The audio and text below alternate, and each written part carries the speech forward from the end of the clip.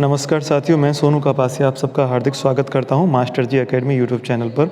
और साथियों, इस वीडियो में आज 16 अक्टूबर फर्स्ट शिफ्ट का जो पैट का एग्ज़ाम हुआ है उसके आंसर हैं आपका जीएस, रीजनिंग, अर्थमेटिक मैथ और आपका इकोनॉमिक्स, पॉलिटिकल साइंस, आपका साइंस, इस तरह के क्वेश्चंस के बाकी क्वेश्चन हम नेक्स्ट वीडियो में कवर करेंगे, जिसमें आपका हिंदी और आपका जो है ग्राफ बेस्ड और टेबल बेस्ड क्वेश्चंस होंगे और अनुच्छेद बेस्ड, तो वो सारे क्वेश्चन हम नेक्स्ट वीडियो में कवर करेंगे।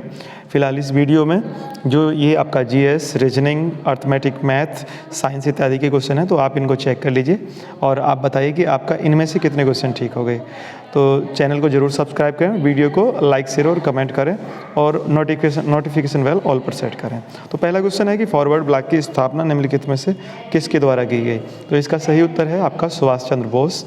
उसके बाद आपका यहाँ पर है कि टाइम जोन, विश्व का जो टाइम जोन है वो कितने भागों में विभाजित किया गया है, कितने क्षेत्रों में? तो 24 यहाँ पर है। खिलाफत मुद्दे को उठाने से महात्मा गांधी के निर्णय के पीछे कारण था हिंदू मुस्लिम एकता। ऑप्शन डी यहाँ पर ठीक है। ये आपके पेपर में किसी और आपका ऑप्शन पे हो सकता है, तो आप इस विकल्प को यहाँ पर मैंने आपका बॉक्स के अंदर भी रख रखा है, तो आप जो है जो भी आपका ठीक हो उसके हिसाब से मिलाइएगा।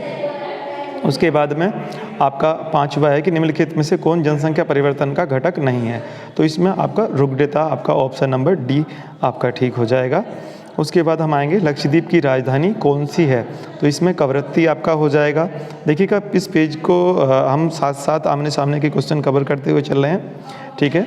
तो ये प्रश्न संख्या आगे पीछे रहेगी, आप लोग देखते रहिएगा कि भारत सरकार अधिनियम, जो तीसरा प्रश्न यहाँ पर दिया हुआ है इस पेज पे, 1935 के प्रावधानों में ब्रिटिश सरकार के जो अंतिम अधिकारों का एक उदाहरण कौन सा था? तो प्रांतीय स्तर पर द्वैध शासन का उन्मूलन। और सातवां क्वेश्चन है इसी के सामने कि भारत में निम्नलिखित में से किस स्थान पर दिन और रात के तापमान में व्यापक अंतर पाया जाता है? तो थार मरुस्थल, जो भी आपका रेगिस्तानी क्षेत्र होते हैं, तो ऑप्शन डी यहाँ पर थार मरुस्थल होगा। नेक्स्ट क्वेश्चन पर हम चलते हैं।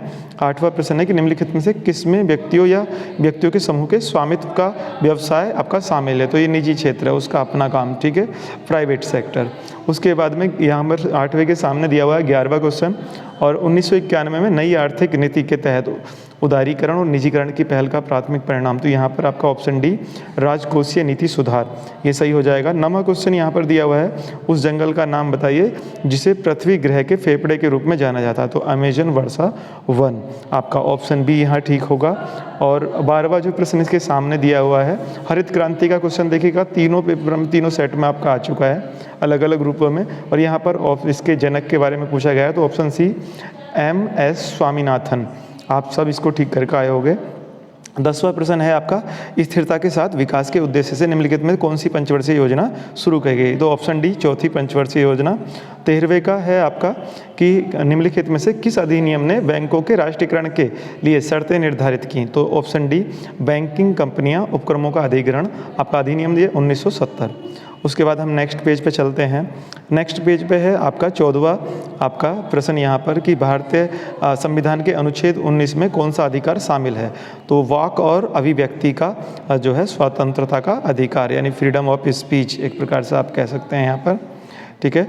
तो ये हो गया। और इसके सामने ही क्वेश्चन है कि निम्नलिखित में से कौन सी एक रासायनिक अभिक्रिया नहीं, साइंस का क्वेश्चन है, तो पानी का भाप में रूपांतरण, ये जो है रासायनिक जो है अभिक्रिया नहीं है।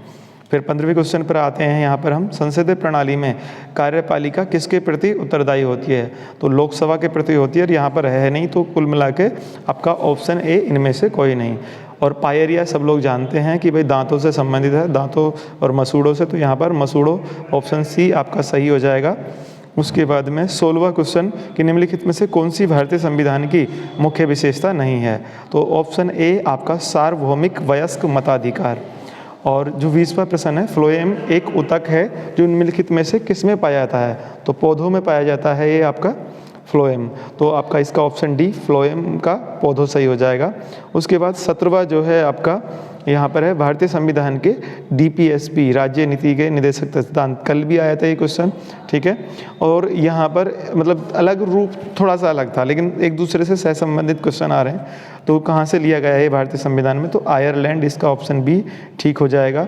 और भारत की, इसके सामने क्वेश्चन है कि भारत की पंचायती राज व्यवस्था कितने स्तर पर? 3 स्तर पर, आपका ग्राम पंचायत, क्षेत्र पंचायत और आपका जिला पंचायत। ठीक है, ये हो गई। उसके बाद 22वें सवाल पर आप आएंगे, एक हॉर्स पावर लगभग कितने वाट के बराबर है। आप साइंस में पढ़ते आए हैं एकेडमिक में अपना, और इसका ऑप्शन डी 746 वाट बिल्कुल सही है।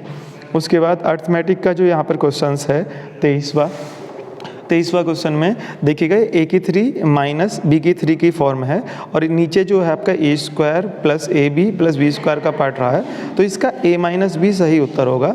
और जब आप इसमें घटाएंगे 6.73 में से आप 4.38 को, तो ऑप्शन डी आपका 2.35 आपका सही उत्तर होगा। उसके बाद आते हैं 19वें का कितना प्रतिशत, 7.6% है। तो आसान क्वेश्चन आप लोगों ने सॉल्व किया होगा, सब ये बच्चा भी बिल्कुल ठीक करके आया है, तो इसका आपका ऑप्शन डी 40% सही उत्तर होगा। उसके बाद 25वां जो प्रश्न है कि 60 से 80 के बीच की जो सभी अभाज्य संख्याओं का औसत क्या है। तो इनके बीच की अभाज्य संख्याओं का औसत और उनकी संख्या को भाग करेंगे आप, तो 70.2 आपका ऑप्शन डी सही उत्तर होगा। उसके बाद हम आते हैं 26वें प्रश्न पर। तो 26वें प्रश्न में आपका अंडर रूट 12.0409 और माइनस अंडर रूट 1.2544, तो इसको जब आप सॉल्व करेंगे तो इसका भी आपका ऑप्शन डी 2.35 सही उत्तर बैठेगा। उसके बाद 27वां प्रश्न है साइंस का कि निम्नलिखित में से कौन सा एसिड कार बैटरी में आपका प्रयोग किया जाता है। तो सल्फ्यूरिक एसिड H2SO4, यहाँ पर ऑप्शन ए ये आपका सही होगा। तो ये साइंस के क्वेश्चन थे। हिंदी और पैराग्राफ हम नेक्स्ट वीडियो में कवर करेंगे, ठीक है। और यहाँ पर आपका आता है 34वें प्रश्न में, ये आपका इंग्लिश का अनसीन पैसेज दिया हुआ है, तो इसको आपका पढ़ा होगा आपने, देखिए बच्चे ने हाईलाइट भी किया है। और इसके जो क्वेश्चंस हैं आपके 5 क्वेश्चन इस पे बेस्ड आपके यहाँ पर दिए हुए हैं। तो 500 क्वेश्चन में पहला क्वेश्चन है कि 34वां कि एलिजाबेथ वाज सफरिंग फ्रॉम, तो इसका ऑप्शन सी अस्थमा से। जब इस पैराग्राफ को आप लोगों ने पढ़ा होगा तो इसका अस्थमा सही उत्तर है। और एलिजाबेथ्स न्यू नेवर लिव्ड, तो ये डाउन स्टेयर्स, ऑप्शन बी इसका सही है। उसके बाद give one word substitute for the following, ठीक है। 1 she sells articles at public sales, तो ये आपका ऑक्सीनियर आपका फर्स्ट ऑप्शन आपका ए ऑप्शन सही होगा। चूज द करेक्ट आपका सिनोनिम ऑफ एग्जाइल, तो इसका आपका वेनिसमेंट ऑप्शन डी आपका यहाँ पर सही होगा। और 38वें का चूज द करेक्ट आपका विलोम शब्द जो है यहाँ पर, तो इसका ऑप्शन डी जो ठीक होगा। तो ये 38 तक हो गए। उसके बाद में आप आते हैं 39वें प्रश्न पर। 39वां रीजनिंग का आपका है, और देखिए फर्स्ट और सेकंड दोनों शिफ्टों में इस तरह के क्वेश्चन आए थे कल, और ये भी है कल लैपटॉप के रिगार्डिंग था वो, और आज देखिएगा ये प्लस जो है आपका पुलिस प्राधिकरण ने, यहाँ फर्स्ट जो आपका रीजन है उसमें दे रखा है कि पुलिस प्राधिकरण ने हाल ही में शहर में सुबह के समय चौकसी बढ़ा दी, तो शहर में छोटे छोटे अपराधों की घटना में काफ़ी कमी आई। तो पहला कारण था, दूसरा प्रभाव, तो इसका ऑप्शन डी कथन 1 कारण है और कथन फर्स्ट कारण है, और कथन 2 जो है इसका प्रभाव है, ये इसका सही हो जाएगा। उसके बाद 40वें प्रश्न पाएंगे हम, ठीक है। और 6:10 पर घड़ी के घंटे की सुई और मिनट की सुई के बीच कोण, तो ये 125 डिग्री आपका सही उत्तर होगा।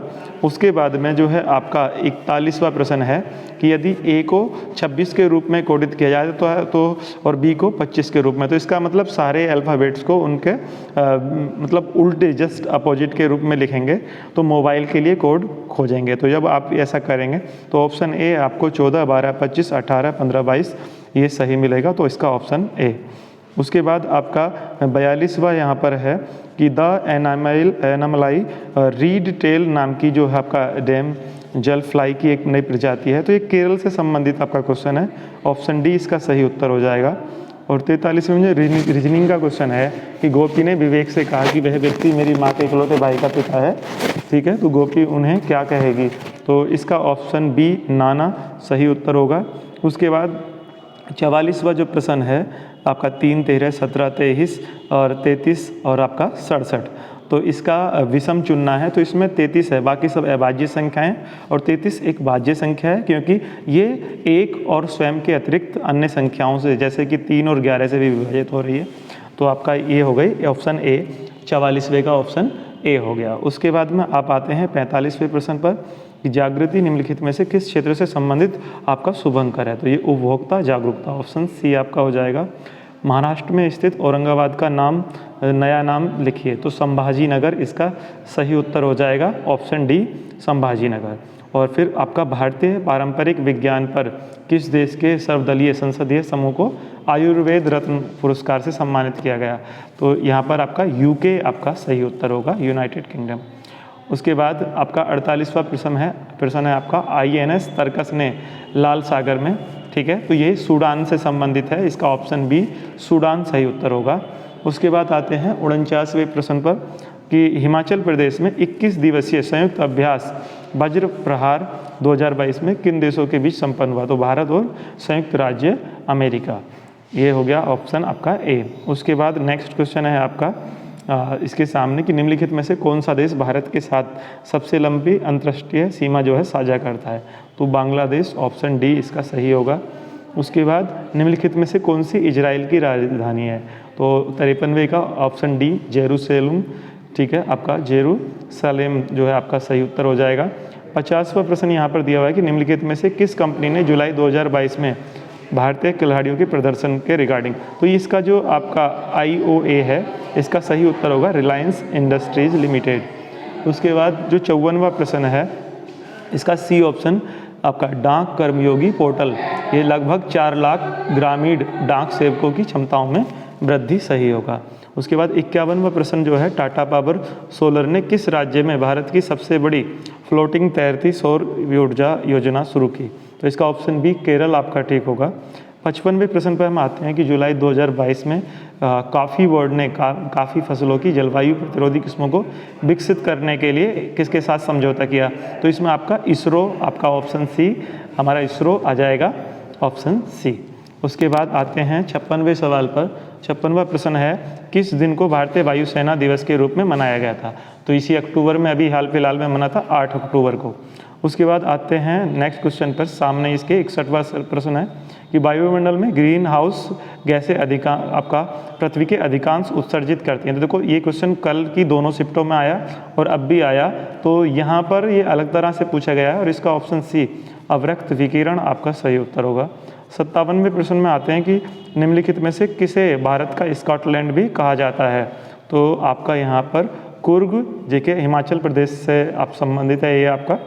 उसके बाद आते हैं हम नेक्स्ट क्वेश्चन पर कि कल यहाँ पर आपको ये अच्छा फिल करना है कला मथुरा से संबंधित, तो यहाँ पर सांझी आपका कला मथुरा से संबंधित आपका जो ऑप्शन बी यहाँ पर ठीक हो जाएगा। 62वें प्रश्न में आते हैं कि वॉलीबॉल निम्नलिखित में से किस देश का राष्ट्रीय खेल है? तो नेपाल यहाँ पर ऑप्शन सी सही होगा। उसके बाद 59वां प्रश्न है आपका कि निम्नलिखित में से 2014 में बनाया गया भारत का 29वां राज्य कौन सा था? तो सबसे लेटेस्ट जो बना तेलंगाना बना, ठीक है, आंध्र प्रदेश से, और आपका ये कटकर बना है और इसमें आपका तमिलनाडु का भी कुछ हिस्सा गया, तो ये हो गया आपका तेलंगाना, ऑप्शन डी। उसके बाद में है आपका 60वां प्रश्न है, ठीक है, कि निम्नलिखित में से किस राज्य में विधान परिषद है? तो यहाँ पर आपका जो 60वां है उसका ऑप्शन सी कर्नाटक आपका हो जाएगा, ठीक है। और ये आपको याद होगा, ये जो 63वां प्रश्न है कि the story of my experiment with truth, ये महात्मा गांधी से जिससे संबंधित है, तो इसका ऑप्शन बी आपका 63वें का ऑप्शन बी आपका ठीक हो जाएगा। उसके बाद में, ठीक है, बाकी जो है आपका ये क्वेश्चन अनुच्छेद वाले हम नेक्स्ट वीडियो में कवर करेंगे। और इसके बाद आते हैं हम जीएस के जो अवशेष क्वेश्चंस हैं उनके बारे में, जो आपका प्रश्न संख्या 94 से स्टार्ट होने हैं यहाँ पर। तो 94 पे यह है कि हर्षवर्धन के शासनकाल के दौरान निम्नलिखित में से कौन सी नई राजधानी थी जो थानसेन से स्थानांतरित हुई? तो ये आपका कन्नौज इसका सही उत्तर होगा। और इसके सामने जो 58वां प्रश्न है कि निम्नलिखित में से किसे स्वदेशी आंदोलन का प्रमुख कारण माना जाता है? तो बंगाल को विभाजित करने का जो निर्णय हुआ था, तो ये स्वदेशी आंदोलन के लिए उत्तरदायी रहा। उसके बाद 95वां प्रश्न है यहाँ पर कि निम्नलिखित में से किस सेना की ताकत छापामार गोरिल्ला रणनीति की थी? तो सब लोग ठीक करके आए होंगे इसको, शिवाजी महाराज से संबंधित आपका मराठा। उसके बाद जो 96 नंबर प्रश्न है यहाँ पर कि हड़प्पा सभ्यता के दौरान जो आपका डांसिंग गर्ल नर्तकी की का, तो ये आपका फर्स्ट ऑप्शन ही मोम लोपी ढलाई कास्टिंग, ठीक है, ये आपका हो जाएगा। और इसके सामने जो 99वां प्रश्न है कि ब्रिटिश ने निम्नलिखित में से किस भाषा को भारतीय समाज में प्रस्तुत करने की उत्सुकता दिखाई? तो लॉर्ड मेकाले द्वारा आपका अंग्रेजी भाषा को, ठीक है, निस्यंदन थ्योरी दी थी उन्होंने, छनन का सिद्धांत। वो पूरी तरह से अंग्रेजी नहीं सिखाना चाहते थे, बस हल्की फुल्की अंग्रेजी भारतीय सीख जाएं ताकि छोटा मोटा काम क्लर्की वगैरह का कर लें। चलिए उसके बाद में नेक्स्ट क्वेश्चन है आपका यहाँ 97 पे दिया कि गौतम बुद्ध को ज्ञान किस नदी के तट पर प्राप्त हुआ। तो यहाँ पर निरंजना, ऑप्शन ए आपका ठीक होगा। और 100 नंबर पे है आपका कि पूर्ण स्वराज की मांग करने वाले प्रथम कार्यकर्ता के नाम लिखिए। तो बाल गंगाधर तिलक। तो ये आपके क्वेश्चन थे। अब आपके रह गए हैं आपका जो है आपका ग्राफ रह गया है, टेबल बेस्ड क्वेश्चन रह गया और अनुच्छेद के। तो ये नेक्स्ट वीडियो में हम कवर करेंगे और ये डिस्क्रिप्शन में आपको लिंक मिल जाएगी। और मैं आप सबसे आग्रह करूँगा कि भाई इस भाई के चैनल को भी प्लीज़ आप सब्सक्राइब कीजिए, बेल आइकन को ऑल पर सेट कीजिए और वीडियो को लाइक शेयर और कमेंट कीजिए और इंतजार कीजिए, अगली वीडियो जल्दी ही मैं आपको दूंगा। ये सब सही उत्तर हैं, ठीक है। तो मिलते हैं नेक्स्ट वीडियो में। जय हिंद, जय भारत, वंदे मातरम।